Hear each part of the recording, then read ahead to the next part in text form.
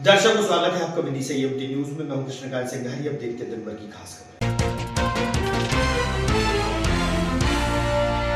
Operation सिंदूर के तहत कनारा मैदान में पूर्व सैनिकों व जिला प्रशासन के बीच हुआ क्रिकेट मैच।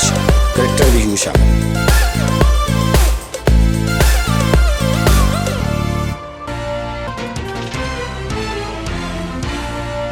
आज्ञाराम कॉलोनी झुग्गी झोपड़ी वासियों को विद्युत विभाग ने थमाया 7 लाख रुपए का विद्युत बिल। हैरान परेशान बिल धारकों ने बताया दर्द।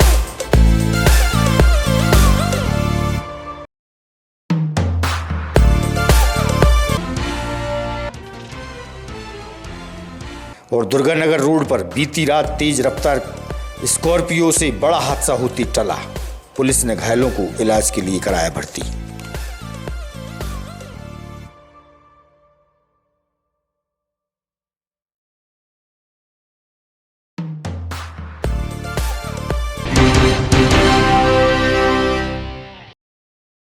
अब खबर विस्तार से। रविवार की शाम को कुशाभाऊ ठाकरे कनारा क्रिकेट मैदान पर पूर्व सैनिक व जिला प्रशासन के बीच ऑपरेशन सिंदूर के तहत सद्भाव क्रिकेट मैच का आयोजन हुआ।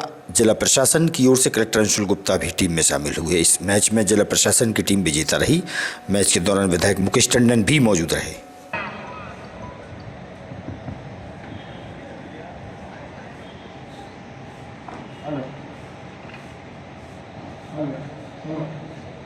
उसको समर्पित विदिशा की ओर से एक श्रद्धांजलि कह लें या पुष्पांजलि कह लें, उसी के तहत आयोजन में हमारे बीच मुख्य अतिथि के रूप में श्री माननीय मुकेश टंडन जी, विदिशा विधायक श्री अंशुल गुप्ता जी यहाँ पर हमारे आयोजकों ने की है। ये सैनिक भूतपूर्व नहीं होते, ये तो अभूतपूर्व होते हैं। सैनिक का जज्बा कभी खत्म नहीं होता। उन सैनिकों का जज्बा बना रहे और जिला प्रशासन के हमारे अधिकारी भी उस जज्बे को बनाए रखें।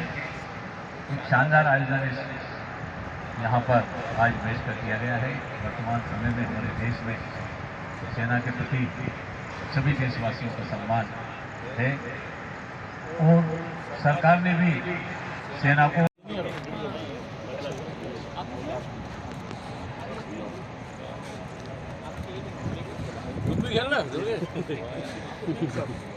क्या बात है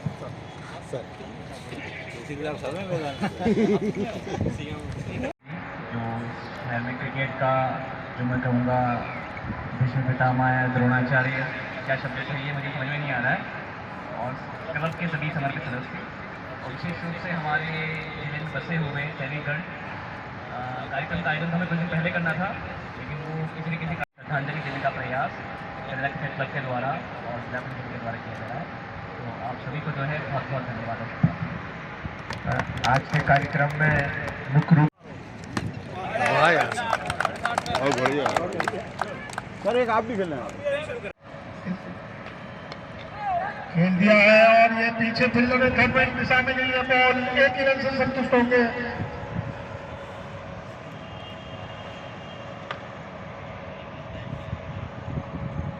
अब सामना करेंगे जसवंत।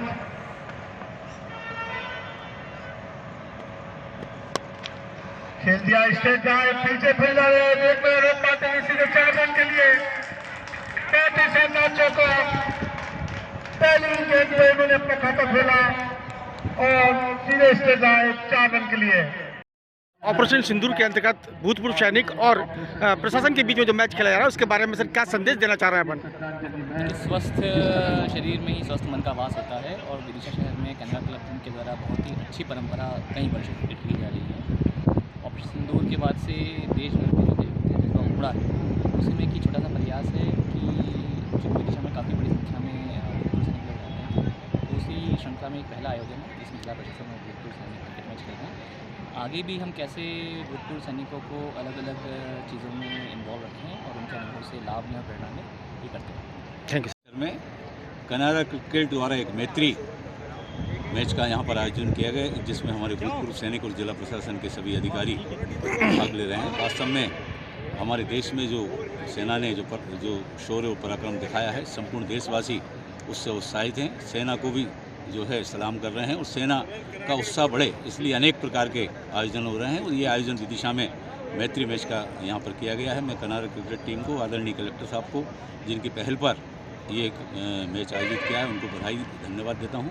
वास्तव में इस प्रकार के आयोजनों से न केवल हमारे अधिकारी और बल्कि सैनिकों का भी उत्साह बढ़ेगा। निजी होटल में भारत रक्षा मंच द्वारा एक कार्यक्रम आयोजित हुआ। इस दौरान पूर्व वित्त मंत्री राघव जी भाई, भाजपा के वरिष्ठ नेता भगवान दास अहिरवार सहित संस्था के पदाधिकारी मौजूद थे।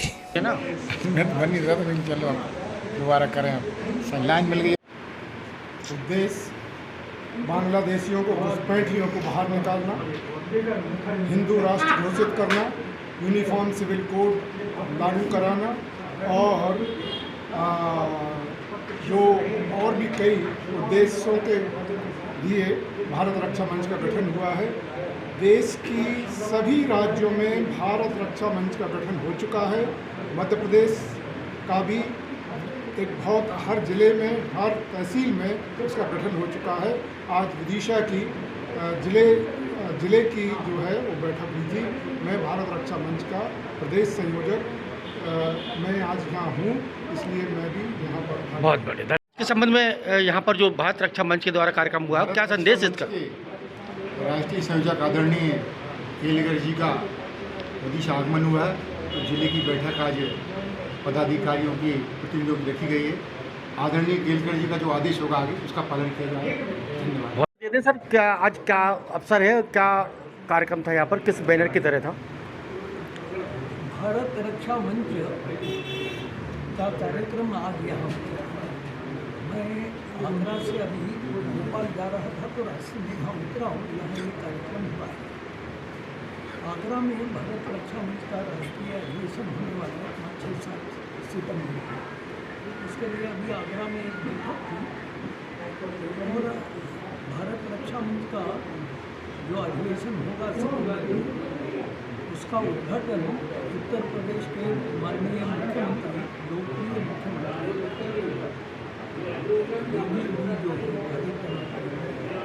उसके मुख्य आगरा में जाने का कारण था। यहाँ रास्ते में उतर गया तो सभी ने भारत रक्षा मंच भारत रक्षा मंच ये भारत की रक्षा के लिए उसमें स्वाभाविक बनता है कि भारत की रक्षा को सीमा पर सेना कर रही है, सेना है, बॉर्डर सिक्योरिटी फोर्स है, बराबर। किंतु भारत के अंदर जो भारत यानी भारत का ये विशाल हिंदू समुदाय, हिंदू मंदिर, हिंदू संस्कृति, हिंदू शिक्षा, सभी पर आघात चालू है। अभी तक में स्वाधीनता के बाद हिंदुओं के साथ अनीति, अन्याय, अत्याचार ये लगातार चलते रहे। अब इसमें बदल हो रहा है। इसके लिए कुछ कारण तो नहीं, मोदी सरकार हिंदुओं ने जो विभिन्न हिंदू संगठनों के द्वारा जागरण किया है, उसके कारण अब बदलाव आ रहा है। अब हिंदू चुपचाप मार खाने को तैयार नहीं है। अब हिंदू उसके ऊपर अत्याचार होने पर उसकी प्रतिक्रिया करने को तैयार है। जैसा अभी हमने देखा कि पहली बार भारत के भारतीय व्यक्ति पर पहलगाम में अगर अत्याचार होता है तो सरकार गुस्से के साथ उसका बदला लेती है। ये आवश्यक है और ये अभी हिंदुओं में भी धीरे धीरे बन रहा है कि उनके साथ अगर अत्याचार अन्याय होगा तो उसका व्यवस्थित उत्तर फिर से देंगे। जैसा मोदी जी ने कहा है, एक है तो एक है तो सेठ, या योगी जी ने जैसा कहा है कि बटेंगे तो कटेंगे, वो हिंदू अब बराबर उसका अर्थ समझने लगा और आज हिंदू संगठित हो रहा है, अपने मूल्यों के लिए जागृत हो रहा है और उसी के साथ साथ प्रतिक्रिया भी कर रहा है। ये देश के लिए एक बहुत अच्छी बात है। बहुत धन्यवाद। आप हो जाएंगे हैरान जी, ना कोई फैक्ट्री, ना कोई बड़ा उद्योग और ना ही विशाल भवन, झुग्गी झोपड़ी नुमा 2 घरों को 7-7 लाख रुपए का विद्युत बिल थमा दिया गया। आज्ञाराम कॉलोनी के 2 झुग्गी झोपड़ी वासियों को 7 लाख रुपए का विद्युत बिल आने से वह बेचैन हो उठे। गरीब बस्ती में रहते हैं। जब से विद्युत बिल आया है तब से उन्हें बेचैनी सता रही है। विद्युत बिल को लेकर उन्होंने अपनी बात मीडिया से साझा की है, सुनिए आप। क्या नाम है आपका? Ruby Saini, Ruby Saini. कहाँ रहती हैं आप? आगे राम कॉलोनी। अच्छा, ये जो आपका जो बिल आया, कितना बिल आया आपका? 7,10,330। कहाँ तो कितने रूम है आपके? 4 कमरे हैं। 4 कमरे। कितने सदस्य रहते घर में? 4 जने। 4 जने रहते। तो पहली बार आया कि वो पहले भी आता? पहली बार आया है। पहले तो आपने शिकायत वगैरह की? कहीं नहीं की? की थी, फिर कोई जवाब नहीं आया उसका। तो आप मतलब बिल कैसे भरेंगे फिर? नहीं भर पाएंगे हम लोग इतना। तो आपके घर से क्या करते हैं? वो भी मजदूरी करते हैं। मजदूरी में क्या करते हैं? जो ही काम बेलदारी वाला। अच्छा अच्छा जी। क्या नाम है आपका? मोहनलाल हेरवार। क्या काम करते हैं आप? मजदूरी करता हूँ वही सब। और कहाँ रहते हैं आप? आगे राम कॉलोनी में। तो क्या यहाँ पर विद्युत विभाग क्या आदेश आया आपके पास? विद्युत विभाग में आपकी जो पहले जो मीटर लगे थे उनसे बिल सही आ रहा था, क्योंकि अब की जो स्मार्ट मीटर लगाएगा। कब से लगा स्मार्ट मीटर? ये अभी 1-1.25 महीने हुआ है स्मार्ट मीटर लगे हुए। अच्छा, कितना बिल आया? उसमें 7,01,000 से ऊपर है। तो आपने शिकायत की विद्युत विभाग? विद्युत विभाग में शिकायत भी दर्ज करवाई है, आवेदन दिया है वहाँ पे भी।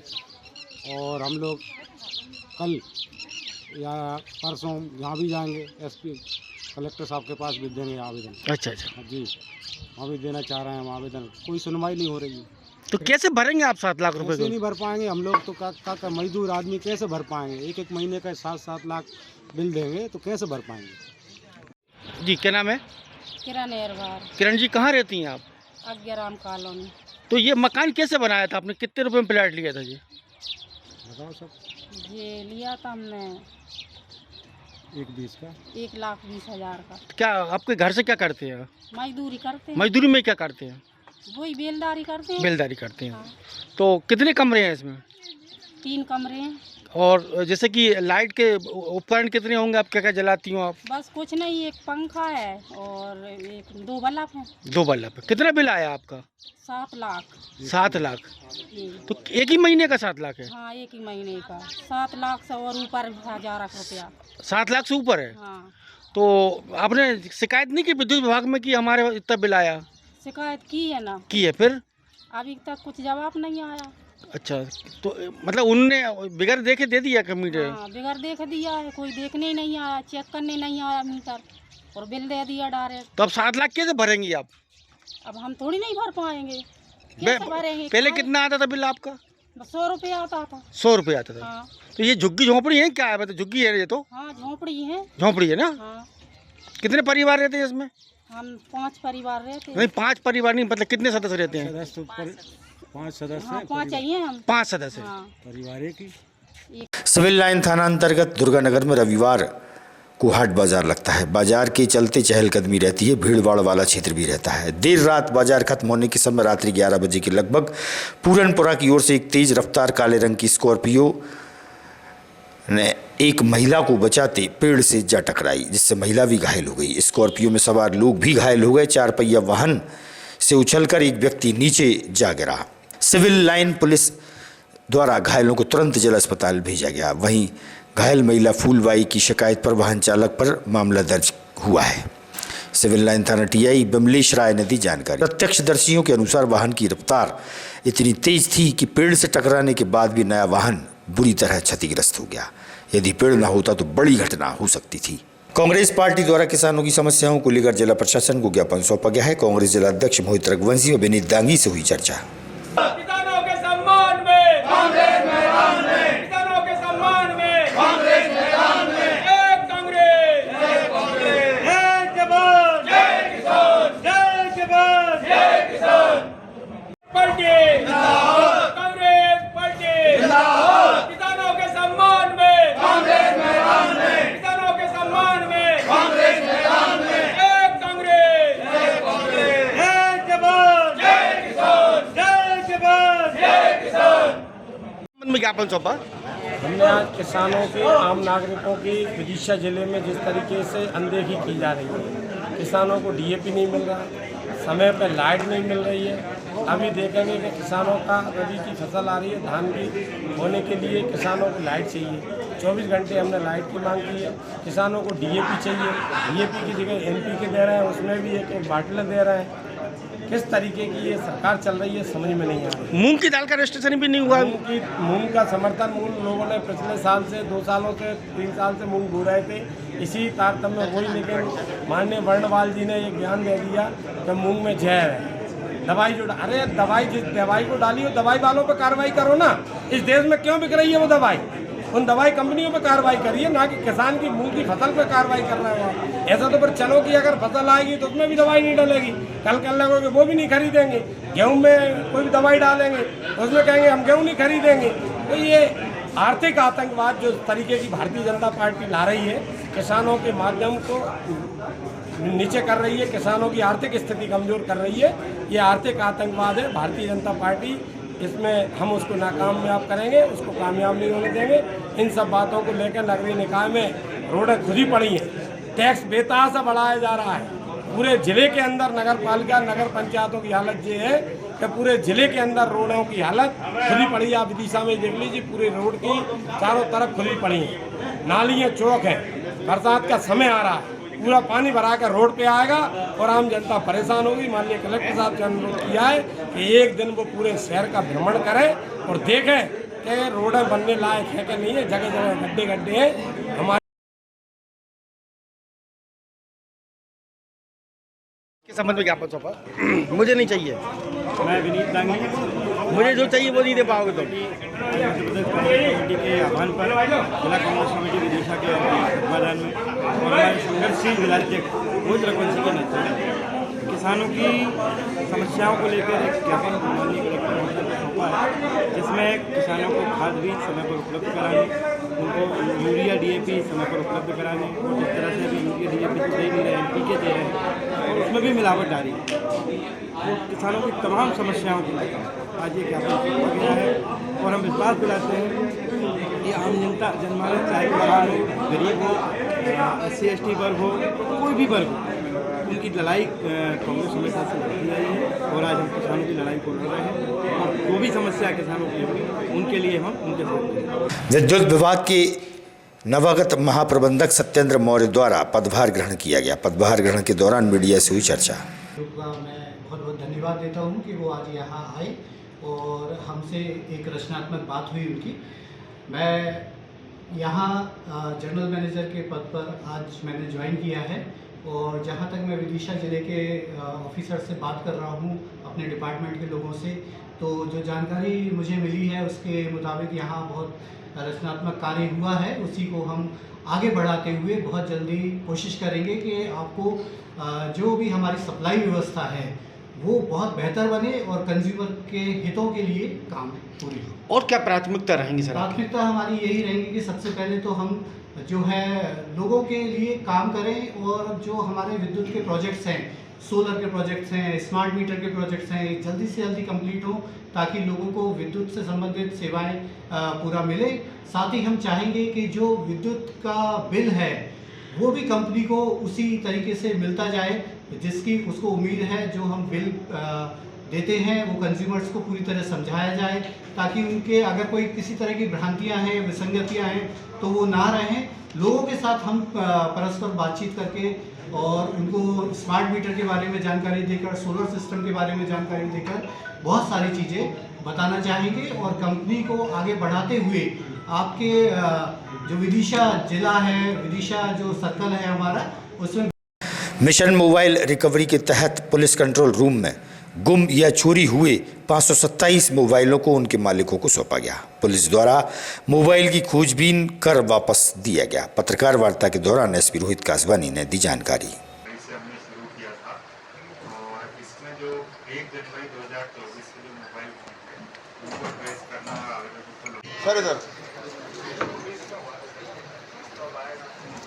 चल रहा है वो क्या कह रहा है फोन नहीं उठाया। पिछले 40 दिन में चलाया गया है। इसमें पिछले 40 दिन में हमने 527 मोबाइल खोजे हैं। इसमें 82 मोबाइल चोरी के भी थे और इनके आवेदकों को आज ये मोबाइल लौटाए जा रहे हैं। इनकी कुल कीमत 1,05,40,000 रुपये है और इसमें मैं सभी आवेदकों को बधाई देता हूँ। और हमारी पूरी टीम जो हमारे एडिशनल SP साहब, CSP साहब, सभी SDOP, सभी थाना प्रभारीगण, साइबर सेल सभी ने बहुत ही सराहनीय कार्य किया है और पूरी टीम को मैं बधाई देता हूँ। और ये मोबाइल केवल विदिशा ज़िले के ही नहीं खोजे गए हैं, साथ में आसपास के ज़िलों के मोबाइल भी हमने खोजे हैं, वो भी लौटाए जा रहे हैं। और जो देखा गया है कि कुछ मोबाइल जो गुमे थे वो विदिशा में पाए गए, कुछ मोबाइल विदिशा के आसपास के ज़िले जैसे रायसेन, सीहोर, भोपाल, सागर में मिले। कुछ मोबाइल मध्य प्रदेश के अन्य जिलों जैसे ग्वालियर, शिवपुरी, बैतूल आदि जिलों में भी मिले हैं, वहाँ पर हमारी टीमें गई थी। इसके साथ ही कुछ अन्य राज्यों में भी हमने टीमें भेजी थी जहाँ पर ये मोबाइल थे, तो उनमें उत्तर प्रदेश, राजस्थान, महाराष्ट्र, झारखंड, पश्चिम बंगाल, इन राज्यों से भी ये मोबाइल बरामद किए गए। सर कोई टीम है कि कोई व्यक्तिगत मतलब कुछ है सर ऐसा? इसमें जो हमारी टीम लगी थी, कुछ एक दो लोग जो आइडेंटिफाई हुए थे, पहले चोर भी पकड़े गए थे, तो उनसे कुछ ज़्यादा बड़ी संख्या में मोबाइल मिले। और इसके साथ ही कुछ ऐसे थे कि जो गुमे थे, कुछ लोगों को मिले, फिर एक इंसान से दूसरे स्थान पर पहुंच गए, वो भी हमने ट्रेस करके रिकवर किया। थैंक यू भाई साहब आपका। जी आज आप पुलिस कंट्रोल रूम पहुँचे, क्यों पहुँचे आप? मेरा मोबाइल हो गया 10 तारीख को, 10/3 को जी मिल गया। विदिशा पुलिस, विदिशा एसपी साहब, सब पत्रकार सभी का बहुत बहुत धन्यवाद। कितने का मोबाइल था? 14,000 का। 14,000 का। पुलिस के लिए क्या कहेंगे आप? बहुत बहुत धन्यवाद। ऐसी मतलब हर जिले में होना चाहिए, विदिशा जिले में चल रहा है मोबाइल वगैरह चोरी पकड़ने सब। आगामी खबरों के लिए आप देखते रहिएगा विदिशा EMT न्यूज़। हमें दीजिए इजाजत। नमस्कार।